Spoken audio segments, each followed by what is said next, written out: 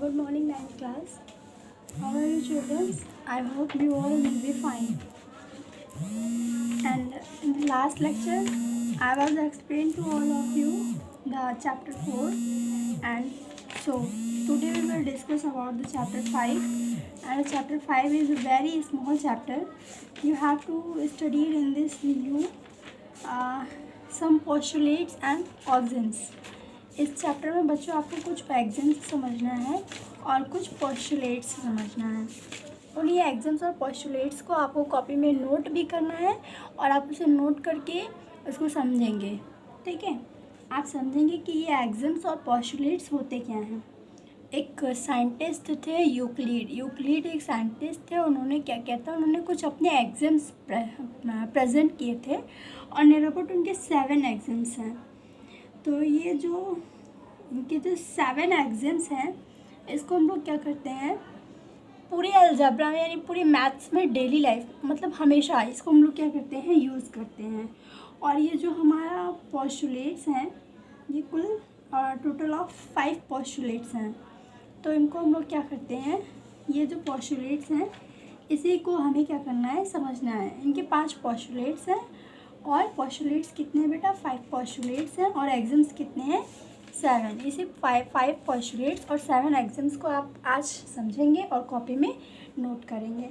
ठीक है, तो इनके जो पोस्टुलेट्स हैं ये केवल हम लोग क्या करते हैं, केवल ज्योग्राफी में यूज़ करते हैं। सॉरी, ज्योग्राफी नहीं, ज्योमेट्री में, केवल ज्योमेट्री में हम लोग यूज़ करते हैं इनके एग्जाम्स नहीं पोस्टुलेट्स को। तो चलिए हम लोग पढ़ते हैं इनके 5 पोस्टुलेट्स के बारे में। ठीक है, इनका जो पोस्टुलेट्स था, यूक्लिड का जो 5 पोस्टुलेट्स थे, उनके जो फर्स्ट पोस्टुलेट्स हैं, और उनका जो फर्स्ट पोस्टुलेट है वो कहता है अ स्ट्रेट लाइन में be drawn from any one point two any other point. इनका पहला पोस्टुलेट्स ये कहता है कि अगर कोई भी हमारे पास एक पॉइंट है तो इस पॉइंट से हम केवल एक ही लाइन ड्रॉ कर सकते हैं। इस पॉइंट से होकर केवल एक ही लाइन खींची जा सकती है और इस पॉइंट से हम मैक्सिमम लाइन को ड्रॉ नहीं कर सकते हैं। मैक्सिमम जो लाइन खींची जा सकती है वो है एक। पहला इनका जो पोस्टुलेट्स है वो क्या है बेटा, इनका फर्स्ट पोस्टुलेट से कहता है अ स्ट्रेट लाइन में be drawn from one point, मतलब एक पॉइंट से केवल एक ही स्ट्रेट लाइन ड्रॉ की जा सकती है। ओके, दूसरा जो इनका दूसरा पोस्टुलेट्स था वो ये था कि two given distinct point there is a unique line that passes through them. केवल अगर हमारे पास एक पॉइंट है तो उससे एक ही लाइन गुजरेगी, लेकिन अगर 2 पॉइंट है तो उस दोनों पॉइंट से होकर केवल एक लाइन गुजरती है। इनका ये पोस्टुलेट्स कहता है कि अगर हमारे पास एक पॉइंट है तो एक पॉइंट से केवल एक ही लाइन जाएगी, लेकिन अगर 2 पॉइंट है तो 2 पॉइंट से हम मैक्सिमम एक लाइन को ड्रॉ कर सकते हैं। ठीक, इनका हो गया पोस्टुलेट्स 1, पोस्टुलेट्स 2। पोस्टुलेट्स नंबर जो इनका 3 आता है वो कहता है a circle can be drawn with any centre and any radius. अगर हमें सर्किल बनाना है तो हम उस सर्किल की कोई भी रेडियस ले सकते हैं और कोई भी सेंटर हो सकता है। उसका सेंटर कहीं पे भी हो सकता है। जैसे मान लो ये सेंटर है, हमने क्या छोटा सा सर्किल बना दिया। अभी इसी सेंटर को मानकर हम एक बड़ा सर्किल बना सकते हैं। तो हम क्या कह रहे हैं कि सेंटर कुछ भी हो सकता है और उसकी रेडियस भी कुछ भी हो सकती है। छोटे वाले सर्किल की रेडियस छोटी होगी, वेरेवर बड़े वाले सर्किल की रेडियस बड़ी होगी। ठीक है, तो कितने पोस्टुलेट्स बताए मैंने आपको, 3। पोस्टुलेट्स नंबर 1 क्या है कि एक पॉइंट से होकर एक ही लाइन ड्रॉ की जाएगी। पोस्टुलेट्स 2 है कि अगर 2 पॉइंट्स है तो उससे हम एक लाइन को ड्रॉ कर सकते हैं। थर्ड पोस्टुलेट है कि अगर एक सेंटर है तो उससे उसकी रेडियस और उसकी सेंटर कुछ भी हो सकता है एक सर्किल की। पोस्टुलेट्स नंबर 4 ये कहता है कि all right angles are equal to the one another. अगर हम कोई भी राइट एंगल ड्रॉ करते हैं, ये हमारे पास 4 राइट एंगल हैं और ये चारों राइट एंगल क्या होते हैं, ये देखो, ये suppose that we have a 4 right angle. तो ये 4 राइट एंगल्स क्या होंगे, ये चारों राइट एंगल हमेशा क्या होंगे, ये भी 90 डिग्री का, ये भी 90 डिग्री का, ये भी 90 डिग्री का, ये भी 90 डिग्री का। पोस्टुलेट्स नंबर कौन सा था 4। पोस्टुलेट्स 1 है कि एक पॉइंट से एक लाइन, 2 2 पॉइंट से एक लाइन, और 3 है कि एक सेंटर और एक सर्किल की जो भी होगी वो सेंटर और रेडियस कुछ भी हो सकती है। पोस्टुलेट नंबर 4 है कि हम कोई भी राइट एंगल अलग अलग ड्रॉ कर सकते हैं और सभी राइट एंगल एक दूसरे के बराबर होते हैं। और सबसे जो मेन और सबसे इम्पॉर्टेंट इनका पोस्टुलेट है उसको ध्यान से समझिएगा, वो बहुत ही इम्पॉर्टेंट है और बहुत ही मेन है। तो इनका जो 5th पोस्टुलेट्स है उसके बारे में जानिए ये क्या कहता है। इनका जो 5th पोस्टुलेट्स है वो 2 स्ट्रेट लाइन के बारे में है। कितनी? 2। सबसे पहले तो यही क्वेश्चन पूछा जाता है कि 5th पोस्टुलेट्स में कम से कम कितनी स्ट्रेट लाइन है, तो आप कहेंगे कम से कम 2 स्ट्रेट लाइन है। तो ये 2 आपकी स्ट्रेट लाइन हो गई, ठीक है। कहता है कि इनका 5th पोस्टुलेट्स ये 5th पोस्टुलेट्स टेल्स अगर 2 स्ट्रेट लाइन को कोई और लाइन ट्रांसफर करती है, 2 स्ट्रेट लाइन को कोई और लाइन ट्रांसफर करती है तो इसके अंदर में जो एंगल बनते हैं, ठीक है, उन दोनों एंगल का सम, इन दोनों एंगल का सम ये 180 डिग्री से ज़्यादा होता है, ठीक है। यही हो गया इनका पोस्टुलेट्स नंबर 5, ठीक। तो इनके टोटल कितने पोस्टुलेट्स हैं? 5 पोस्टुलेट्स हैं और इन्हीं पोस्टुलेट्स को आपको क्या करना है, कॉपी में नोट करना है, ठीक। तो इस एक्सरसाइज में केवल ये 5 पोस्टुलेट्स बेटा और 5 एक्सिम्स हैं जिनको आपको समझना है, 7 एक्सिम्स हैं जिनको आपको समझना है। तो ये पोस्टुलेट्स तो ये ख़त्म हो गए। अब आप जानेंगे यूक्लिड का एक्सिम्स। तो पोस्टुलेट्स मैंने बताया इनके केवल 5 पोस्टुलेट्स हैं, ठीक है। यूक्लिड के कितने मेजर पोस्टुलेट्स हैं? केवल 5। और यूक्लिड के जो एक्सिम्स हैं उनके नंबर है 7। तो इनका जो 7 एक्सिम्स है उसके बारे में हम लोग 1 बाय 1 करके जानते हैं, ठीक है। देखो इनका जो फर्स्ट एक्सिम था वो क्या था? Things which are equal to the same things are equal to one another, ठीक है। जैसे कह रहा है कि अगर कोई भी दो चीज़ अगर एक दूसरे के बराबर है तो वो दोनों वस्तुएं भी आपस में एक दूसरे के बराबर होंगी। मैंने क्या कहा, समझ में आया? Things which are equal to the same things are equal to one another. मैं स्पीक कर रही हूँ, आप इसको नोट कर लीजिए कॉपी में कि things which are equal to the same things equal to one another. अब इसको समझेंगे कैसे? सपोज दैट अगर आपके पास दिया है a is equal to B और आपको क्या दिया है कि c इज इक्वल टू भी b, ये दोनों ही वैल्यू बराबर किसके है? b के। अगर a इज इक्वल टू भी b के बराबर है और c इज इक्वल टू भी b के बराबर है, तो वही मैंने कहा कि जो दोनों चीज़ें एक दूसरे के बराबर होंगी वो दोनों चीज़ें भी आपस में बराबर होंगी।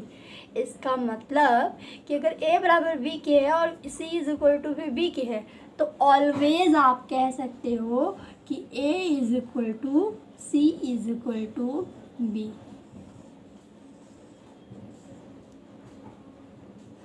क्लियर? और यही है आपका axiom number first. Axiom number second क्या है? If equals are added to the wholes are equal. अगर हमारे पास ये था हमारा एक्सिम नंबर फर्स्ट, ये क्या था? एक्सिम नंबर फर्स्ट, इसको आप नोट कर लीजिए। एक्सिम नंबर सेकंड क्या कहता है कि सपोज दैट ए और बी आपका कोई होल नंबर है, ए और बी आपका कोई होल नंबर है और हम बोथ साइड कुछ भी ऐड कर देंगे सेम नंबर, लेकिन +2 कुछ भी, +2 हम नहीं कर देंगे तो आप +3 कर लीजिए, कुछ भी ऐड करो कुछ भी, लेकिन वो सेम होना चाहिए, ठीक। तो भी रिजल्ट क्या होगा? सेम होगा, ठीक है। अगर a इज इक्वल टू क्या है? b के। अगर कोई दो आपके पास होल हैं, अगर आप उन दोनों में सेम साइड कुछ ऐड करेंगे तो वो सेम आएगा। लाइक देखो जैसे आपके पास क्या है, 7 इज इक्वल टू 7 है, ये दोनों होल है, हम दोनों में बोथ साइड क्या ऐड करते हैं? 3 ऐड करते हैं, तो तभी भी बोथ साइड क्या आ जाएगा? 3 आएगा, ठीक। यानी कि आज से आप एक प्रॉपर्टी पढ़ेंगे कि अगर बीच में कोई चीज़ इक्वल है, अगर कोई भी चीज़ कभी भी एक दूसरे के इक्वल है तो हम उसके बोथ साइड कुछ भी ऐड कर सकते हैं और सब्ट्रैक्ट भी कर सकते हैं। हम ऐड करेंगे, ये आपकी एग्जाम नंबर 2 कहती है। एग्जाम नंबर 2 क्या कहती है कि अगर दो होल हमारे पास क्या है? इक्वल हैं, तो हम बोथ साइड कुछ भी ऐड कर सकते हैं, ठीक है। अब एग्जाम नंबर 3 क्या कहती है कि अगर हमारे पास कोई भी 2 होल नंबर हैं, ठीक है, कोई भी 2 होल नंबर है हमारे पास, तो हम उन दोनों में कुछ भी सब्ट्रैक्ट करेंगे और सब्ट्रैक्ट करने पे जो रिजल्ट आएगा वो भी इक्वल होगा। देख लो चाहे, अगर हमारे पास a is equal to B है तो हम करेंगे a minus 2 is equal to B minus 2, ये भी इक्वल रहेगा। सपोज दैट आपके पास 10 है, 10 इज इक्वल टू 10, एग्जाम्पल के लिए समझिए, तो आप -1 कर देंगे दोनों में, तब भी क्या आएगा, 9 इज इक्वल टू 9। बस यही समझना है कि बोथ साइड जो भी करेंगे वो बोथ साइड, ठीक, चाहे प्लस चाहे माइनस। तो आपका exam number 1, exam number 2, exam number 3 क्या हुआ, फिनिश हुआ। एग्जाम नंबर 4 कहता है कि things which coincide with one another are equal to one another, कि अगर कोई भी 2 चीज़ें एक दूसरे को कोइंसाइड करती हैं तो वो भी एक दूसरे को हमेशा क्या करेंगी, वो भी एक दूसरे पर क्या रहेंगी, बराबर रहेंगी। और एग्जाम नंबर 5 कहता है कि the whole is always greater than the part, ठीक है, a whole is always greater than part. Exam number 5 क्या कहता है, whole is always greater than part. मतलब जैसे हमने क्या ले लिया, 1, हमारा 1 क्या है, एक होल है, और हमने क्या लिया, 1 का एक पार्ट कर दिया, तो 1 का पार्ट क्या हो गया, हाफ। 1 का पार्ट क्या हो गया, हाफ। हमने लिया 1 और 1 का पार्ट हो गया हाफ। तो कह रहा है कि ये 1 जो है ये हमेशा बड़ा होगा हाफ से। बोलो बड़ा होगा कि नहीं होगा। जैसे हमारे पास एक ये मार्कर है, अब इस मार्कर का मैं तोड़ दूँ, ठीक है, और तोड़ा हुआ पार्ट ज़्यादा बड़ा रहेगा कि जब ये मार्कर को हम लोग पूरा मार्कर देख रहे हैं ये पार्ट ज़्यादा बड़ा, ये मतलब ये होल वाला पार्ट ज़्यादा बड़ा रहेगा कि टूटा हुआ पार्ट ज़्यादा बड़ा रहेगा, तो आप कहेंगे होल वाला पार्ट। यही बात आपकी कहती है एग्जाम नंबर 5, ठीक है। और एग्जाम नंबर 6 क्या है, things which are double of the same thing are equal to one another. अगर कोई भी थिंग्स किसी दूसरी चीज़ की डबल है तो भी हम लोग कहेंगे कि वो एक दूसरे के क्या होंगी, इक्वल होंगी, ठीक है। जैसे सपोज दैट मैंने लिख दिया a is equal to 2x, a is equal to क्या लिख दिया, 2x, ठीक है। a जो है वो x का डबल है। ऐसे आप समझो b इज इक्वल टू भी 2x, a is equal to भी 2x और b इज इक्वल टू भी 2x, ठीक। तो आपने क्या देखा, यहाँ से ये दोनों इधर डबल हैं, ये दोनों इधर क्या है, डबल है। तो वही कह रहा है कि जब कोई भी 2 चीज़ डबल रहेगी तो ये बोथ साइड भी आपस में इक्वल हो जाएगा, ठीक।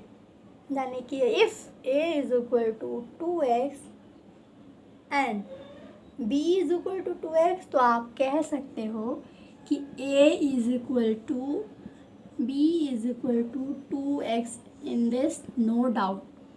यही बात कहती है एग्जाम नंबर आपकी 6 कि अगर कोई एक चीज़ दूसरे के डबल है और 2 अलग अलग चीज़ें एक दूसरे के डबल हैं तो ये दोनों चीज़ें आपस में इक्वल होंगी, सिंपल। और यही बात फॉलो करता है एग्जाम नंबर 7, और जो कहता है कि things which are halves of the same things are equal to one another. बिल्कुल यही सेम कॉन्सेप्ट है, बस यहाँ पर डबल के बजाय हैवेल्स हो जाएगा। चलिए देखिए कैसे होता है।